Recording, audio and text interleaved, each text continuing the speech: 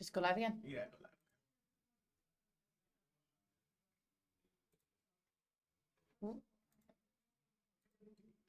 Grant?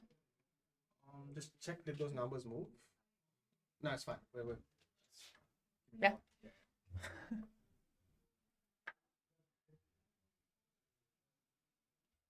Say something. Hello. Hi, Sheila SJ. What's the crack?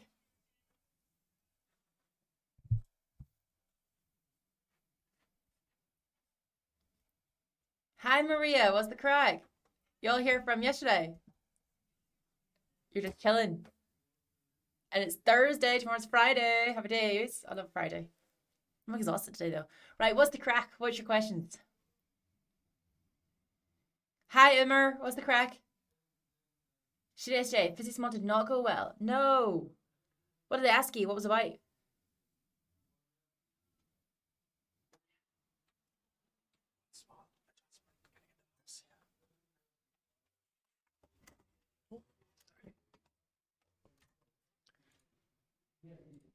Projectile motion, accelerator, 100%. Yeah, 100%. I'll do something now. We're fine, man. Sophia, hello. What was on your mug? Michael, hey, what's crack? So what's your questions, Michael? Okay, so we'll do a little bit in projectile motion. So I think a good one for projectile motion is normally something projected off a cliff or off a desk. What do you physics for A-level? Well, projectile motion is one of the first things I teach in physics A-level. This might be good for you. Right, we're doing projectile motion first then. So if anyone's into projectile motion. So let's say I'm going to fire a rock at 10 meters per second. And we're going to fire at an angle of, let's say, 20 degrees to the horizontal. Let's say I want to know what is the maximum height reached by the rock. And then part 2, what is the time of flight? So let's give this one a go, see if you guys can do it. Scalars, vectors, and moments. Yeah, 100%, Michael. We did moments last time. Moments is like a popular one, eh? Yes, we'll do a moments one as well. Okay, so we'll start for projectile motion. You similar question your mock. Did you shoot SJ? Wait, in GCSEs? Wait, shoot SJ. I can't remember if you're GCSE or if you're my year 14. Yes, moments as well. Okay, grand. Okay, so we know when we projectile something, what goes up has to go back down. Okay, so we know here at maximum height, that's when its final velocity there is going to be 0 meters per second, right? Because we know if I was to fire something up from the ground, it's going to have a really high speed, and its speed is going to slow down, slow down, slow down, slow down. Eventually it gets to 0 speed, and that's the point where it changes direction, and it speeds up, speeds up, speeds up, speeds up, okay? So maximum height here, we know that speed is 0. And let's say my cliff is about 50 meters in height. Okay, so I want you to try and even calculate what is the maximum height reached by that rock, and what is the time of flight. So hopefully you're thinking what we need to do is set up our horizontal and our vertical motion independently. Okay, so horizontal and vertical. So we set them up independently because horizontal and vertical, they're at right angles to each other, right? So they've got no components in their same directions. So if I look at the horizontal direction, in the horizontal direction, we assume that there is no air resistance. So whatever the horizontal speed is, it just stays the same the whole way through its motion. So I'm going to do S for speed, for horizontal speed, because it stays the same. So what do we use for horizontal speed? Horizontal distance would be whatever it is from this cliff to where it hits the ground. That's my horizontal distance or my range. And then T is going to be my time of flight. And then for the vertical motion, we set up our SUVAT. So S-U-V-A-T. So what S stands for is our total displacement. So that one stands for displacement. So how far away from where we start to where we end. V stands for our final velocity. U stands for our initial velocity. So do we know what is our initial velocity here in the vertical direction? A is our acceleration due to gravity. And we know we're always going to take downwards to be the negative direction. Anything going up is going to be positive numbers. So because gravity always pulls things down towards the center of the earth, we're always going to use the number negative 9.81 meters per second squared. And the time of flight, I don't know. So what data do you want to start filling in? So the vertical velocity isn't 0 actually, because we see our rock is projected in this direction at 10 meters per second. So I'm going to figure out the vertical velocity is here. initial vertical velocity here. I take my 10, and if I don't go through the angle, I like commit a sin or like a sin against God. If I didn't go with God, I went against him. So the fast way to do it is because you didn't go through the angle, it's a sin. So it's going to be 10 sine of 20. So that's why our initial vertical speed then is going to be 10 sine by 20. And our initial horizontal speed, because we go through the angle, it's always cosine. Yeah, Michael Fab. Well, that's why it's going to be 10 cosine 20. That's my initial horizontal speed. And that horizontal speed of 10 cosine 20 is never going to change, right? It's going to stay the same the whole way through its motion because we're assuming that there's no air resistance, right? Absorption emissions and diffraction gradients. Yeah, just Clang. We're going to do this and then moments and then that one. So what we're doing now is we have to figure out what is the maximum height. So I want to figure out what maximum height is. Hey Fahim, hey Bella. So to figure out what maximum height is, so maximum height will be from the ground to its maximum point here. So I'm trying to find that maximum height. So what I technically want to find out, I know that distance from here to here is 50 because it's the height of my cliff. So I just need to find out what this distance is here from its top to its bottom. So what I want to do then is I want to say the final speed in the vertical direction is 0. So we're starting at 10 sine 20 in the vertical direction and we're going to end up at 0. So I want to figure out what is that displacement. So to figure out how do I use S, V, U, and A to find that out. And what I know is S is equal to UT plus a half of AT squared, but I don't want to use that because I don't have time. I know that V squared is equal to U squared plus 2AS. So I'm probably going to use this one because I have thing.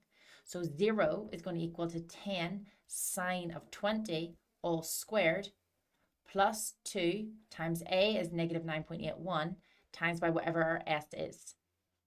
So all I want to do now is want to figure out what it is. Yeah, Umar, yeah. So what I want to do is 10 multiplied by sine of 20 in your calculator, and that's going to give you a number of 3.42. So what I have is negative 3.42, because when you take it over to the other side, to make it negative, is equal to 2.981 times by 2 to give us a negative 5.962 times by S. So figure out S is now, I just divide both sides. So we just do 3.42 divided by that previous answer. And we can get S then, displacement is going to be 0.57 meters. So actually basically tiny. So accelerator S is not equal to 50 because see, what I want to do is I want to figure out what its maximum height was by the rock, right? I want to figure out from the ground to where its maximum height is, what that distance is. And I already know that the distance from the ground to this point at the top of the cliff is 50. So to find the total distance, I have to add it to whatever this extra distance is here, wherever this extra S is, this distance. So we know we fired it with a vertical velocity here of 10 sine 20, because remember we didn't go for the angle, so it's a sin. And what we did is we go into our maximum height with a speed of 0. So I put maximum height speed of 0, and I want to figure out S. What is that S at that point? And what I figured out there was it is 0.57. So that's 0.57 meters is the extra height it goes above the top of the cliff. So then the maximum height reached by the rock is going to be 50, which is the height of the cliff and the ground, plus 0.57. Oh yeah, 100%. I typed it in the calculator wrong. Thank you, sorry. Did I type that in wrong? I did, didn't I? 9.81 multiplied by 2 is not 5.962. What's that? Yeah, shame on me. Thank you. Thank you for fixing that. So I always type things in your calculator twice, right? It's going to be negative 19.62. I'm sorry. So we do 3.42 divided by 19.62. And what we said there, we've got 0.17, so even smaller. So S is 0.17, sorry. 0.17. So S is 0.17. So it's 50 plus 0.17. So the maximum height is 50.17 meters. That's the maximum height reached by a rock. So barely anything there. Yeah. How do you feel, accelerator? Because that was your question. And then will we finish off for time of flight? So for time of flight, and you see when the projectile is launched to when it hits the ground, what is our total time of flight? Okay.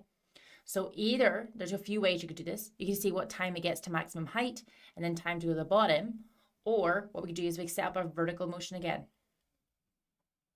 So we set up our vertical motion again for time of flight, SU VAT. I know A is negative 9.81. My initial vertical speed is still 10 sine of 20. And my final displacement, so where I end from where I start, I've dropped 50 meters. That's why it's going to be S is negative 50 meters, because I've dropped 50 meters. And I want to figure out what my time of flight is. So either I can use S equals UT plus a half of AT squared. And what I would do then is I see that negative 50 is equal to 10 sine of 20 times by T plus a half of A, negative 9.81, times, by T squared. But I hope you can see if you did that way, you've got to use the quadratic formula for math, right? So that's pretty intense. So you probably don't want to use a quadratic formula. Sorry, I've got hiccups. But you could do it if you want. So I think it's easier to do it in steps. So I probably do V equals U plus AT. And then do, so once I need to know what V is, so I would do V squared is equal to U squared plus 2AS. So I would do it in 2 steps. I think it's easier math.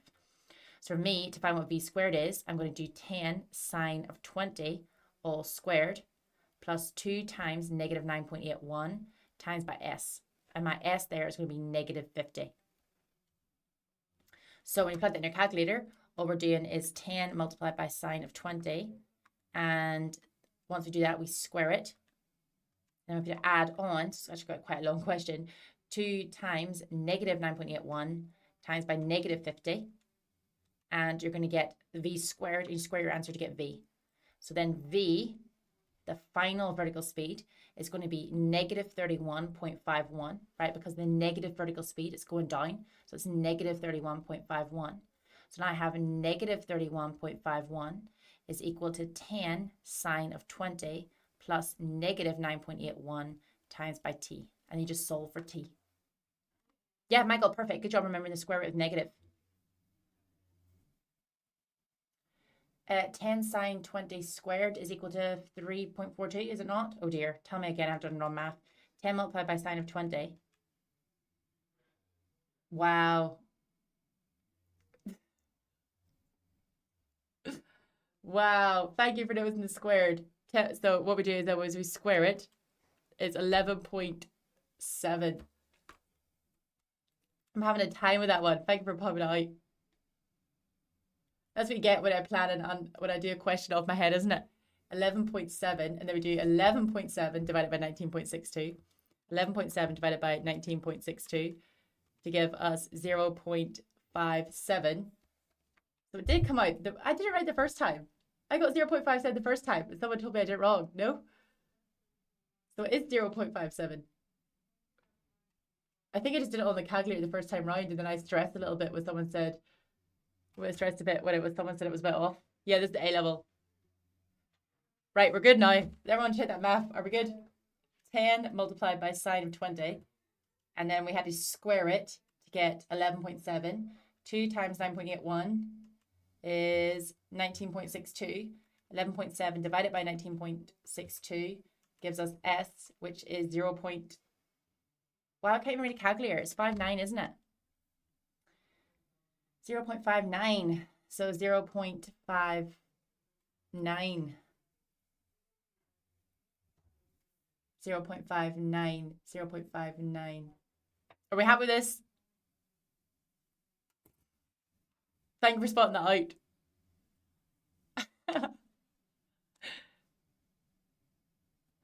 Yeah, it's A level. So it's A level. Accelerator, you said it was good, and then I can't even type in a squared in my calculator, right? Yeah, Fahim, you can do it that way where you do trig, so like where you do SOHCAHTOA to find out sine and cosine. It's really good to do that way for your math lessons or your maths classes. But for physics, you don't want to waste any time. So it's actually really quick just to learn the rules. And it works in your math class as well. If you go through the angle, it's cosine. If you don't go through the angle, you always use sine. But yeah, it does work for any subject. But in physics, again, you just want to save time. So it's just quick to find the tricks because you don't have much time to do the full paper. Why is vertical 0? The vertical is only 0 here. Do you see? So if I just highlight this again, so maybe just highlight what we did there. So what we said was, if we want to find the maximum height reached by the rock, we want to know that here at maximum height from the ground, that's when the final velocity there is 0, right? Because we know in the vertical direction, When we fire something up, the speed decreases, decreases, decreases, gets to 0. Then it increases, increases, increases, increases. So at maximum height, the vertical speed is 0, right? So what we're saying here is I launched my rock at 10 meters per second at 20 degrees above the horizontal. So we found what our vertical speed was. That's when our vertical speed was when we didn't go for the angle. So it's my 10 sine 20. And my horizontal speed when I did go for the angle, which was 10 cosine 20. So 10 cosine 20. And what I want to do was I want to find out this S here. What's that height from where it's launched to where it hits the maximum height via 0? So I know that I want to get my final speed as 0 and A is negative 9.81. So what we did was V squared is equal to U squared plus 2AS. So 0 is equal to our initial speed squared plus 2 times A times by S. And we solved to get that maximum height there is 0.59 from where it was launched. So 0.59 from where it's launched. But the maximum height from the ground is not 0.59 because the ground is way down here, 50 meters below where it started. So its maximum height is actually 50.59 meters. Okay? Or 0.596, whatever way you round it is. And then what we said for the next part of the question, I just changed my color, different highlighter. For the next part of the question to find time of flight, what we did was we had to set up our SUVATs again. So I want to see what's the total time of flight. So for the total time of flight, I set on my vertical that S displacement, it drops 50 meters. It's 50 meters below where it started. So my S now can be negative 50. And then my initial speed is still going to be my vertical direction, which is my 10 sine 20. A is negative 9.81. And we could use this formula here, but that's a quadratic formula. So to use a quadratic equation. So that's why it's better then to solve it separately in the two parts. Find out what V is first, the final vertical velocity, and then pop it back into this question to find what your time of flight is. Kyla, what is that? Well, if you just joined us a bit late, it's going to be a bit overwhelming on the slide, is it not? Okay, so try another one. Yeah, Fahim, it is a step up from GCSEs. But at the same time, it's more math. So if anyone's on here again, it's like your first month of A-level physics is really intense because it's really heavy on the maths because it's not something you're used to in physics classes. But after you finish 2 months of physics, I swear the rate that your math gets better is like exponential.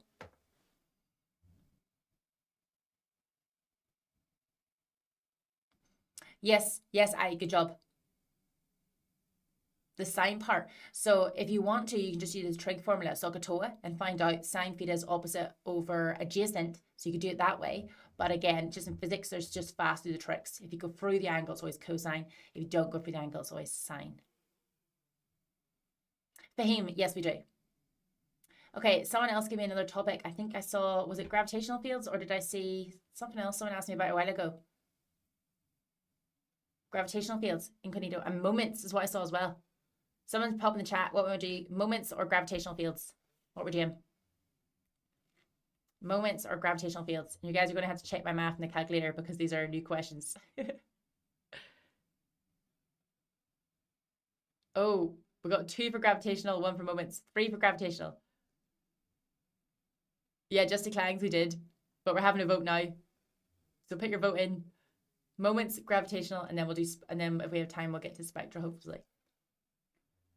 Okay, I got 3 moments, 4 moments, 1, 2, 3 gravitationals, 4 gravitationals, 5 gravitationals, 6 moments. Oh dear. Right, we're even. I need one more person to pop in the chat. What you want me to do? Moments wins. Okay, so moments. What would be a good moments ones? Okay, let's do our bridge one. That's another common one. The bridge is a bit easy though, to be honest. I think we should do a resolving vectors one. So last time we did one with a computer on a stand, but I think those ones are quite good. So let's say, again, we've got a shelf. These ones are quite hard. Well, they're good. Let's say we've got a uniform shelf.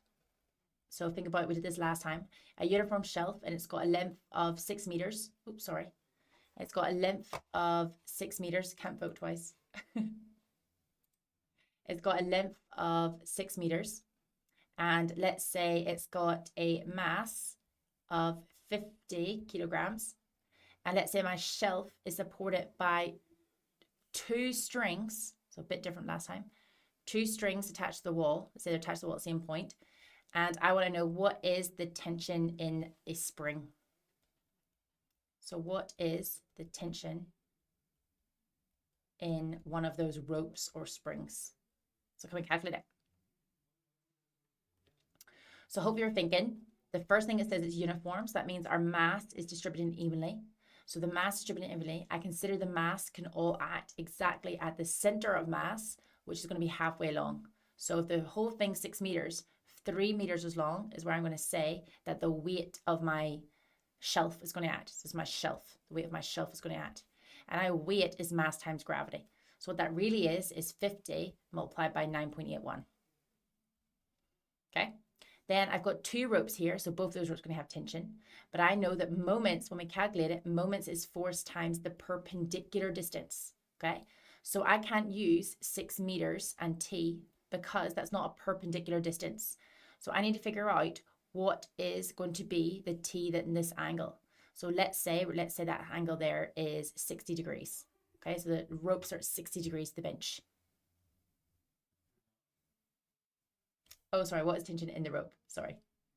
So what we do then is to find out our moments. We know we're going to take moments about a point we want to consider.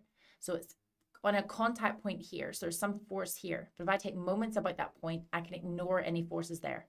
So I know that my moment in my clockwise direction must equal my moment in my anti-clockwise direction. Okay, so see now if you can figure out what is tension in the rope, now that we know this angle is 60 degrees. Uniform, Fahim, just means that the mass is evenly distributed, like a ruler. So if I've got a ruler, I always know I can balance it right at the 15 centimeter mark if it's a 30 centimeter ruler. Okay, so hope you're thinking we'll take moments about this point. So the moments in my clockwise direction is going to be 3 multiplied by 50 multiplied by 9.81 because moments is force times distance. So there's my force times my distance. And it must be equal to my moment in my anti-clockwise direction. So the moment in my anti-clockwise direction is going to be 6 times by the vertical component of the tension. So if we go through the angle, it's always cosine. If we go against the angle, it's sine. So I've got two ropes, so it's t sine 60 twice. So t times 60 twice. So I have now is 6 multiplied by t sine 20, but it's twice, so that's why I'm going to multiply it by 2. T sine 60, why did I write 20 there? Sorry, t sine 60, I agree, Emma, is equal to t root 3, 2, 500. T is a 5 over root 3. Michael, paper 2 is so boring. What do you mean? Okay, so what trying to find for t then? So in your calculators, that's where I always mess up typing things calculator. 50 multiplied by 9.81 multiplied by 3. And then what we want to do is we want to divide that number by 6. You want to divide the number by 2. You want to divide the number by sine of 60. And we should get t to be, did anyone else get t? Oh, Michael, I got a factor different than you. I got 141.6 newtons. What'd y'all get? I got the same as you. Happy days. I was worried there I was going to type my calculator wrong again. Happy days. Yeah, so that was a moment's one. SJ, you got the same, did you? Bella, so this is quite heavy on the A-level physics. So you can't really jump from GCSE to this. So when you do A-level physics, there'll be quite a lot of intro to this topic. But because it's A-level students asking the questions right now, that's why we're just focusing on how you would teach it in A-level. SJ, you did. Good on you. Michael, you find them out separately. Yeah, grand. Okay, so we have, what do we have left? We've got another 10 minutes. Any more questions? Well, Bella, you can ask me a question if you want. And if it's a GCSE question, we can do that. But yeah, I need a question. Was it spectra? Someone was waiting patiently for spectra. What did you want to do on spectra? I can't remember what you asked me specifically about it. So spectra, you must be doing a different spec because a lot of people don't really do spectra. Where did you go? Just decline. It was you, wasn't it? You asked me earlier about spectra. I'm trying to find your question.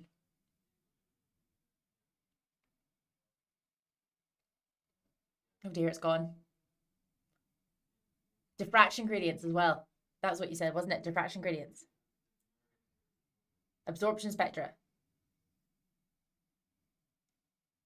quantum and diffraction gradients, AQA. Yes, grand. Okay, so will we do diffraction gradients? Then a lot of people. Okay, so spectra is slightly different from diffraction gradients. Okay, so spectra you don't really do an AQA. It's like a kind of like a subtopic. So what spectra is, if you think about absorption spectra.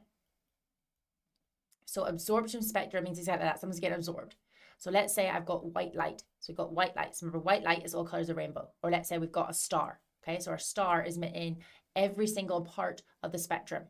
Okay, so if I was to get a spectrum from that star, everything is going to be completely filled in, right? We're going to have every single wavelength emitted from that star. Every single wavelength gets emitted from that star or from that light. Okay, but sometimes what there'll be some gas that the light from the star has to pass through, or it might even be the atmosphere of the star itself. And when that light from that star passes through the gaps, what's going to happen is certain wavelengths are going to get absorbed. So when I get my spectra, there'll be these black lines in it where there'll be certain wavelengths that got absorbed. Oops. So that's why I can figure out what elements are inside the atmosphere of that star, or what elements are in that gas that it passed through, because it only absorbed specific wavelengths. So let's say the wavelength here was like 400 nanometers. I can see there's a gap missing at 400 nanometers. So what that means is I can figure out what energy was absorbed, because I know that E equals hc over lambda. So if I know what the wavelength is, I know what Planck's constant is and the speed is, I can see what energy was absorbed from that light. So how it works is, in the atmosphere of the star or in gases, they're made of different atoms, right? And different atoms, remember we've got our nucleus and you have like your electrons orbiting the nucleus. There's different energy levels. So it might be like energy level 1, energy level 2, energy level 3. And what we're going to say is, let's say this gas is quite cold, or the outer layer is quite cold. All of its electrons will be in that ground state. But when the light from the star tries to pass through it, it's going to cause these electrons to excite. So they'll get excited to higher energy levels. So what they're doing then is they're absorbing some of those wavelengths from that star. So what we've done is we've taken gaps out of that wavelength from the star. And the gaps we taken out of the wavelength from the star shows up in our absorption spectra there. Yeah. So again, whatever gap, whatever energy we can see in our absorption spectrum, that's the energy between the gap in our atom. And different atoms will have different sizes of those gaps. So that's how we can see, depending on how much energy got absorbed, we can figure out what type of atom was present in that atmosphere or in that gas. Yeah? Okay, so that's like a little bit on spectra, on absorption spectra. How does that see?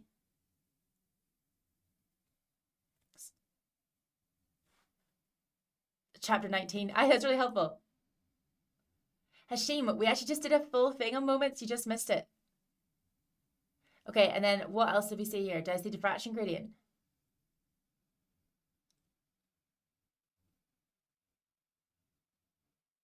Kind of SJ. It's a little bit different. It's more about the absorption. Absorption means it completely absorbed. Simply they absorb light or energy and make a transition. Yeah, Umar. Eleanor, it's kind of like year 13 and year 12. Year 13 and year 12. Okay, so we got one more time. We got 5 minutes left, so I can probably do a bit of diffraction gradient.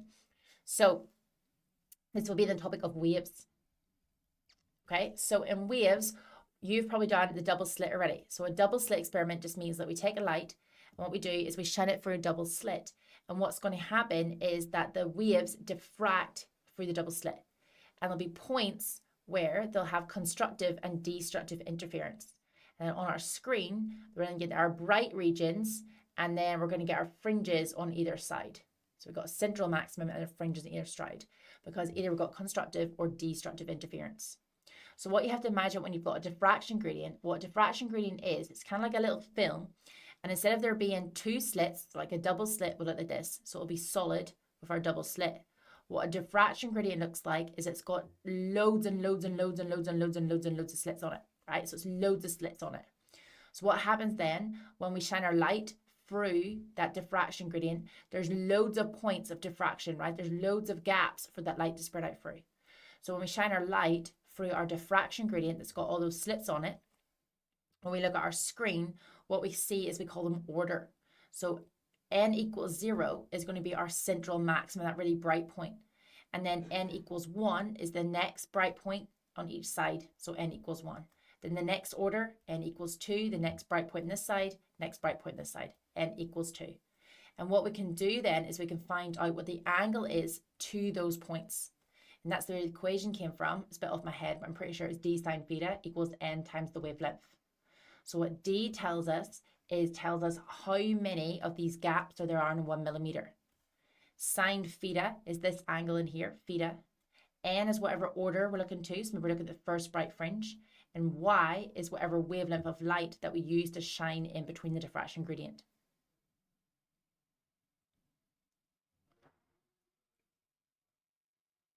What do you think? Or what is specific on it?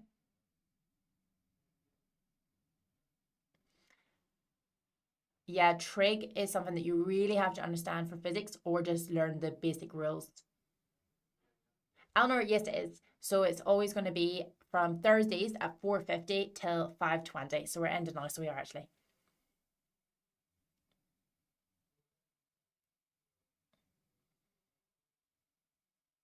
Maria, oh, you've not done trig and math yet? This is the hardest thing. Yeah, so this is called wave particle duality. So it's by understanding how wave can both be a light and a particle. Wave can both be a light and a particle. How light can both be a wave and a particle. Accelerated year in year 12. Year 13 is much different than year 12. As in, when you first go to year 12 and you do A-level physics, because they've made physics so much easier for GCSEs now, year GCSE to year 12 is like a massive step up. Like it's really hard to go from GCSEs now to year 12 physics because there's such a big difference between GCSE physics and A-level physics, right? But like I said earlier, if you've got like a good teacher, after about 2 months, you're grand, right? You can get caught up with all the math that you need to learn, right? So if you did our courses, so we've got a Maya Space course. So if you're interested in it, so there's like actually a Black Friday offer. So in the description of that YouTube page there's a link to the Black Friday offer to get onto our Maya Space courses. So that's what we did for year 12. We just spent like 2 months doing like a lot of math questions, how to rearrange equations, how to manipulate equations, how to do your unit conversions again, a lot of resolving vectors again. So that's what we spent like 2 months doing in year 12. And then once you do that, you're like basically set for the math. So year 13 isn't actually a step up from year 12. The difference between year 12 and 13 is actually barely anything. I think paper 2 is actually normally quite nicer than paper 1.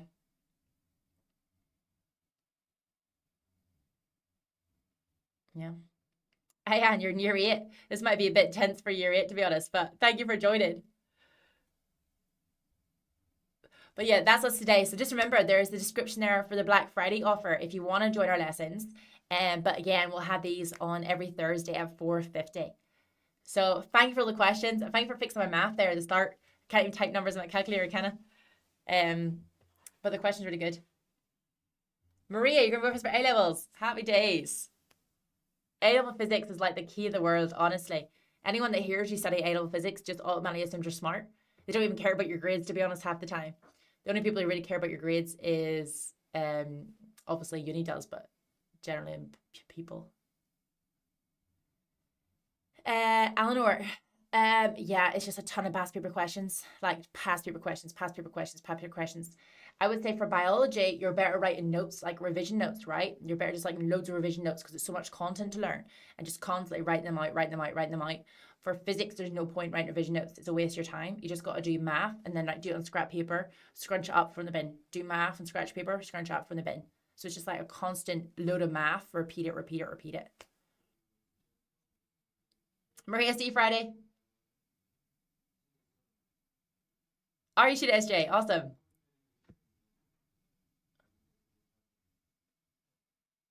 Emma, you did. I'm so happy to hear. It's so good. Right, guys, it's been good crack. Again, sorry about my can't type in numbers on my calculator to start, right? In my defense, this is not my calculator.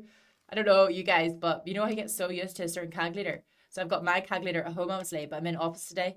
So this is one of the other teachers' calculators, and I hate it. I hate the new calculators. Yeah, mine from when I was like 16. That's all right, no worries. Right, guys, I shall see you here. I got Key Stage 2 lesson now. Thank you for joining. Bye.